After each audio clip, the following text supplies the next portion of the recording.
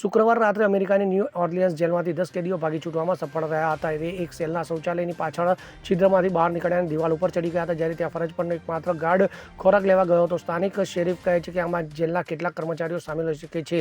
હત્યાના આરોપીઓ સહિત કુલ 8 કેદીઓ હજુ પણ ફરાર છે. તમને જણાવી દઈએ કે આ જેલમાં કુલ 1400 કેદીઓ બનશે. આ મામલે શેરીફ ઓફિસે એક પ્રેસ કોન્ફરન્સ મીડિયા સાથે સર્વેલન્સ ફૂટેજ શેર કર્યા, જેમાં કેદીઓ જેલમાંથી ભાગી રહ્યા હોવાનું દર્શાવવામાં આવ્યું હતું. તો કેટલાક કેદીઓએ નારંગી રંગનો જેલ ગણવેશ પહેર્યો હતો, તો કેટલાક સફેદ રંગના હતા. તેઓ કાંટાળાથી તારથી બચવા માટે ધાબળાની મદદથી વાડ ઉપર કૂદી પડ્યા. તેમાંથી કેટલાક નજીકના રસ્તા પર દોડતા જોવા મળ્યા હતા. શૌચાલયની પાછળના બકોલમાંથી કેદીઓ ભાગી ગયા હતા. તેના પર ટુડે ઇઝ લોલ શબ્દો લખેલા હતા. આ મામલે તપાસ પૂર્ણ થાય ત્યાં સુધી તમામ કર્મચારીઓને સસ્પેન્ડ કરવામાં આવ્યા છે.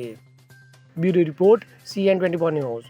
હવે જુઓ દેશ દુનિયાની તમામ ખબરો તમારી આંગળીના ટેરવે.